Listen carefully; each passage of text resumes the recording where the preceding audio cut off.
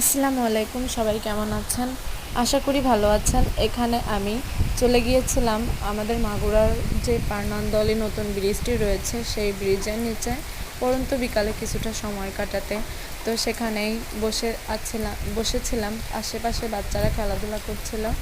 তো হঠাৎ খেয়াল করি যে নৌকায় একটা আঙ্কেল নিজের কাজ করছিল এবং সেই কাজ শেষ করে সে হঠাৎ করে দেখলাম অজু করে নিল এবং অজু করে সে নামাজে দাঁড়িয়ে গেল।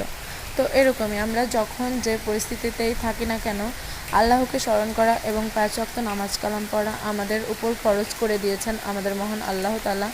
মুসলিম হিসাবে আমাদের অবশ্যই নামাজ কালাম পড়তে হবে এবং আল্লাহকে ভয় করতে হবে এবং সর্বদা সৎ পথে চলতে হবে।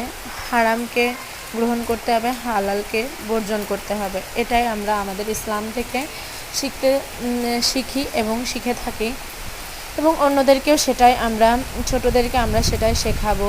তো যাই হোক, আপনারা এটি দেখে এটাই শিখবেন যে সব পরিস্থিতিতেই আল্লাহকে স্মরণ করতে হবে। যেমনটি আঙ্কেল করছেন, তার কাজের মধ্য দিয়েই সে নদীতে নৌকার উপরই নামাজ আদায়